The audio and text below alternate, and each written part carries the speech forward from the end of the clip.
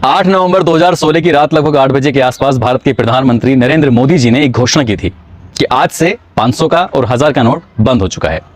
और जैसे ही ये घोषणा टेलीविजन पर होती है, लोगों में हड़कंप मच जाता है, खासकर उन लोगों में जिनके पास बहुत सारा पैसा था। अब क्या करें, रातों रात ये घोषणा हो जाती है, रातों रात लोग परेशान हो जाते हैं। ऐसे ही मेरी जानकारी में एक एसडीएम साहब हैं, उनके पास उन दोनों 10 लाख रुपए रखे हुए थे। वो उन 10 लाख रुपए को लेकर थोड़ा परेशान थे। रुपए तो ज्यादा थे, लेकिन एक व्यक्ति को 10 लाख रुपए एक्सचेंज करने की जिम्मेदारी दी थी कि किसी भी सूरत में इन पैसों को आप बदलकर मुझे वापस दे देना। अचानक ये एसडीएम साहब का तबादला हो जाता है और वो व्यक्ति उन पैसों को दबा जाता है, चबा जाता है, फिर देता नहीं है।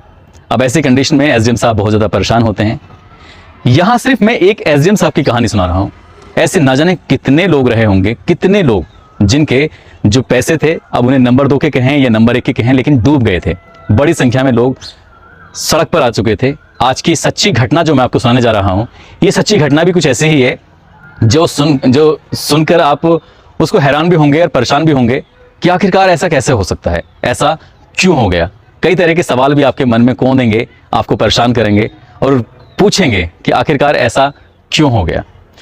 आदाब, नमस्कार, सत श्री अकाल। मैं उस्मान सैफी। आज की जो सच्ची घटना मैं आपको सुनाने जा रहा हूं, ये सच्ची घटना है हिमाचल प्रदेश का एक जिला है सोलन, और इसी जिले का एक थाना लगता है धर्मपुर। धर्मपुर का एक गांव है, एक कस्बा कह सकते हैं, समवारा।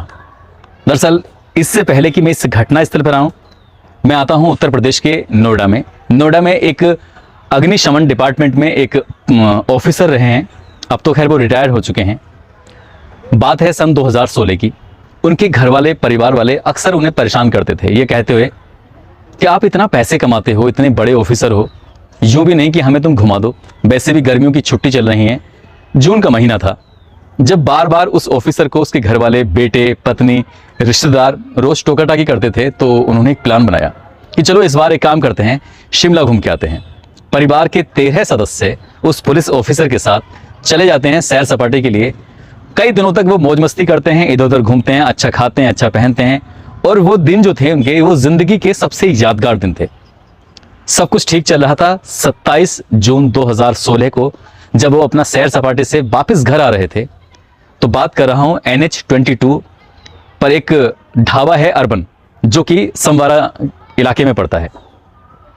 जैसे ही गाड़ी चल रही है, अचानक चलते चलते जो गाड़ी को ड्राइव कर रहा है वो परिवार का ही सदस्य है। वो कहता है क्यों ना हम थोड़ा हल्का फुल्का खा लें, रात को खाना तो खाएंगे नहीं, इसलिए कुछ भी चाय वाय या कुछ ऐसे ले लेते हैं, थोड़ा सुस्ता लेते हैं। जब बात सुस्ताने की आती है तो वहां पर अर्बन ढाबा है जो रास्ते में पड़ता है। उस अर्बन ढाबे पर आकर गाड़ी रुक जाती है और परिवार के 13 सदस्य जगह जगह अपनी जगह बना लेते हैं और अपने अपने हिसाब से ऑर्डर करते हैं। तो सभी लोग सामूहिक रूप से 3 चीजों का ऑर्डर करते हैं। पहला ऑर्डर चाय का होता है, दूसरा ऑर्डर होता है नूडल्स का, और तीसरा ऑर्डर होता है टोस्ट का, जो कि ब्रेड से तैयार होता है। सब कुछ ठीक चल रहा है। जो इस परिवार का मुखिया है, ऑफिसर है, उस ऑफिसर का नाम हरवीर सिंह मलिक, जो कि नोएडा में अग्निशमन डिपार्टमेंट में जॉब कर रहे थे उन दोनों। वो कहते हैं कि मैं टॉयलेट होके आता हूं और आप लोग अपना ऑर्डर दीजिए, जो भी पानी वानी पीना है, जो भी कुछ करना है आप करिए, बस मैं यूं गया और यूं आया। इससे पहले कि वो वापस लौट के आते, अचानक ही जो ऑर्डर दिया गया था वो ऑर्डर का सारा सामान आने लगा। जो इस परिवार के मुखिया की पत्नी है, जिसका नाम राजेश है, राजेश जैसे ही उस टोस्ट को तोड़कर अपने मुंह में देती हैं, तो वो कहती हैं कि शायद मुझे लगता है कि ये खराब टोस्ट है, इसमें स्मेल आ रही है। इतना बोलना था, परिवार के एक एक सदस्य के पास ये खबर आग की तरह फैल जाती है और सभी लोग कहते हैं हाँ कुछ ना कुछ तो बात है, इसमें कुछ गड़बड़ है। तपाक से, क्योंकि पुलिस ऑफिसर के परिवार का मसला था, पुलिस ऑफिसर के खानदान का मसला था, उन्हें लगा कि शायद इन्होंने खराब यानी कि बुसा हुआ या बासी सब्जी वगैरह जो भी कुछ इसमें इस्तेमाल करते हैं, वो चीज़ लाके इनको दी गई है। बड़े तुनक मिजाजी में, गुस्से वाले स्वभाव में वो आवाज़ लगाते हैं वेटर को। वेटर आता है और आने के बाद उससे कहते हैं कि तुमने हमें बासी टोस्ट दे दिया है, जो ब्रेड है वो खराब था। वो कहता है कि साहब हम तो रोज ही नया ब्रेड लेते हैं और आपको हमने ताज़ा ब्रेड दिया है, आपको शायद कोई गलतफहमी हुई है। तो इस बीच में जो इन ऑफिसर का बेटा है, जिसका नाम है निखिल बहस पर उतर आता है और वो बहुत गुस्से में तमतमाता हुआ काउंटर पे जाता है।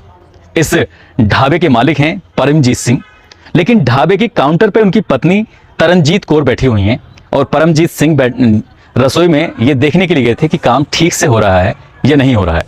इनका एक भतीजा है हसनदीप। इस हंगामे को सुनकर जो भी यहाँ पर हुआ है, तुरंत हसनदीप पहुंच जाता है, कहता है साहब क्या दिक्कत है, आप मुझे बताइए, मैं आपकी हेल्प कर दूंगा। वो कहते हैं कि तुम मेरी हेल्प क्या करोगे, तुमने हमें जो टोस्ट दिया है वो बुसा हुआ है, बासी टोस्ट है, इसे खाकर हमारी तबीयत खराब हो सकती है, आखिर तुम्हारी हिम्मत कैसे हुई। कुछ ऐसी ही बातें चल रही थी। बात चलते चलते कब आपस में गालियों पे बात शुरू हो जाती है, और गाली का जब नौबत आती है तुरंत ही परमजीत सिंह को जो खबर मिलती है, परमजीत सिंह भी दौड़कर काउंटर की तरफ पहुंचते हैं। इधर से राजेश, जो कि इस परिवार की मुखिया की पत्नी है, पुलिस ऑफिसर की पत्नी, भी काउंटर पर पहुंच जाती है। इनका बेटा निखिल पहुंच जाता है। उन परिवार के बाकी सदस्यों में से भी और लोग मौके पर पहुंच जाते हैं, और देखते ही देखते बात हाथापाई पे आ जाती है।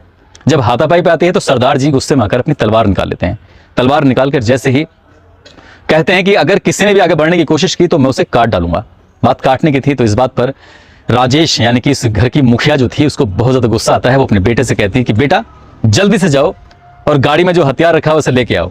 बस इतना सुनना था। और निखिल आप देखा ना ताप देखा, दौड़ते हुए सीधा पहुंच जाता है अपनी कार के पास, और कार में से पिस्टल निकालता है और दौड़ता हुआ आता है। इससे पहले कि वो सामने वाले कुछ कर पाते हैं, सीधा एक गोली परमजीत सिंह को मार दी जाती है। परमजीत सिंह को गोली लगती है और परमजीत सिंह घायल हो जाते हैं। बीच बचाव के लिए हसनदीप, उनका भतीजा, भी आ जाता है, और जैसे ही भतीजा आता है तो उसको भी गोली मार दी जाती है। गोली लगती है, ये दो लोग घायल होते हैं।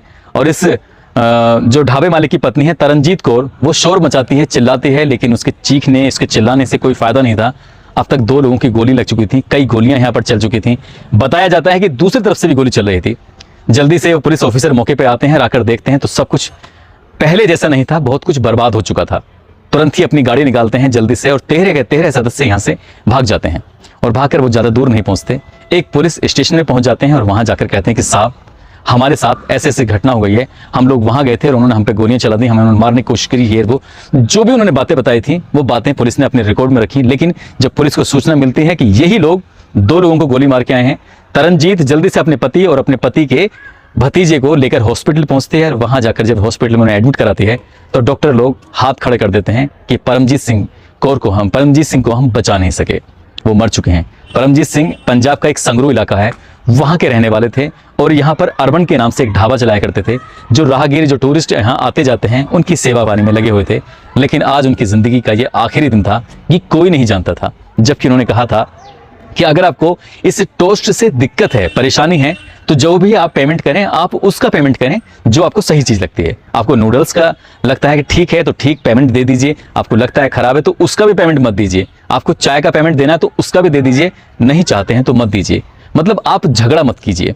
परमजीत कौर बार बार यही रिक्वेस्ट कर रहे थे, लेकिन बात इतनी बढ़ जाती है कि एक व्यक्ति की जान चली जाती है, वो हमेशा हमेशा के लिए मर जाता है। पुलिस को जब सूचना मिलती है, पुलिस मौके पर उन 12-13 सदस्यों में से 3 लोगों को गिरफ्तार कर लेती है, और बाकी लोगों को भी हिरासत में रखा जाता है ताकि जांच पड़ताल हो सके। इसके लिए अब जांच पड़ताल है, दोनों तरफ से तहरीर दी जाती है, दोनों तरफ से मुकदमे दर्ज होते हैं, और एक तरफ से 3 लोग मुख्य आरोपी बनाए जाते हैं। पुलिस ऑफिसर हरवीर सिंह मलिक, उनकी पत्नी राजेश, उनका बेटा निखिल। हालांकि उनका और भी बेटा और पोती पोते वगैरह ये भी सब आए हुए थे, लेकिन जब अब तक जो भी था सब कुछ बिगड़ चुका था, उजड़ चुका था। कई लोगों को जेल में जाना पड़ता है। जब दूसरी तरफ से भी शिकायत दर्ज कराई जाती है तो पता चलता है कि तरनजीत कौर और उनके भतीजे हसनदीप को भी जेल जाना पड़ता है।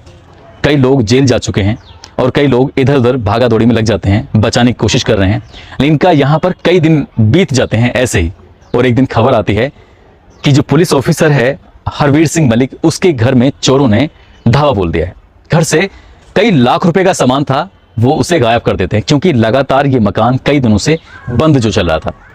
अब पहले कहते हैं कि खुजली ऊपर से कोड़ हो जाए तो जाहिर सी बात है बर्बादी के दिन निश्चित थे, और ये बर्बादी की अभी शुरुआत थी, बर्बादी तो अभी होनी और बाकी थी। धीरे धीरे करके वक्त गुजरता है। जून का महीने में ये वारदात होती है, 27 जून को। जुलाई, अगस्त, सितंबर, अक्टूबर, और जब नवंबर आता है तो 16 नवंबर 2016 की वो रात, नहीं 8 नवंबर 2016 की वो रात, प्रधानमंत्री जी जब ये घोषणा करते हैं कि 500 के और 1000 के नोट आज से बंद हो गए हैं, और उनकी बदलने के लिए अच्छा खासा एक टाइम भी दिया गया था। टाइम मिलता कैसे? इस परिवार का अच्छी खासी एक रकम थी जो कि घर के किसी कोने में, घर के किसी तिजोरी के अंदर वो बंद थी। ऐसा बताने वाले बताते हैं कि करोड़ों रुपए उसमें कैद थे, लेकिन वो परिवार के मुखिया और जिम्मेदार लोग जेल में थे, इसलिए जेल से छूटने का इंतजार कर रहे थे। और जब तक वो छूट के आते हैं कई साल बीत जाते हैं, और कई साल जब बीतते हैं तो वो जो रुपये थे 500 के और 1000 के नोट, वो कूड़ा हो चुका था, बेकार कागज के टुकड़े बन चुके थे। उन्हें उनके बारे में ना किसी को बता सकते थे, ना उनके बारे में किसी को जता सकते थे कि आखिर करें तो क्या करें। जब ये अधिकारी अपने इस प्रोफेशन से यानी कि अग्निशमन डिपार्टमेंट से रिटायर्ड होते हैं, तब एक बुजुर्ग आदमी के पास बैठकर अपना किस्सा सुना रहे थे। ये पूरा किस्सा सुनाते सुनाते कहते हैं कि साहब, यदि उस दिन उस टोस्ट को लेकर हमने इतना हंगामा ना किया होता, हमने उस दिन अगर इतना शोर ना मचाया होता, जैसे वो परमजीत कह रहे थे, उनकी बात मान ली होती कि पैसे देने हैं तो दीजिए, नहीं देने तो मत दीजिए, ना जाने क्या उस दिन सर पर शैतान सवार था और इतना बड़ा कांड हो जाता है। उस व्यक्ति की जान चली जाती है, उसकी पत्नी जेल में जाती है, उसका भतीजा जेल में जाता है, हमारे परिवार के लोग भी जेल में जाते हैं, और जब हम जेल से छूट कर आते हैं जमानत वगैरह पे, तब तक बहुत कुछ बर्बाद हो चुका था। यानी कि जहां से शुरुआत की थी नौकरी की, वहीं पर आकर खड़े हो जाते हैं। आगे भी हम खड़े हो पाएंगे या नहीं हो पाएंगे इसका पता नहीं, लेकिन जो बर्बादी की इबारत लिखी गई है वो कभी शायद मिट नहीं सकती। दोस्तों, इस घटनाक्रम को, इस कहानी को, इस किस्से को सुनाने का उद्देश्य किसी को परेशान करना नहीं है, किसी का दिल दुखाना नहीं है, बल्कि आपको जागरूक करना है, आपको सचेत करना है। आप भी कहीं घूमने जाते हैं, घर से बाहर निकलते हैं, ऐसी छोटी छोटी बातों पर कई बार झगड़े फसाद होने की नौबत आ जाती है। तो इसलिए अपने आप को शांत रखें, कूल रखें, और एकदम से तुनक मिजाजी में आकर कोई गलत फैसला ना लें।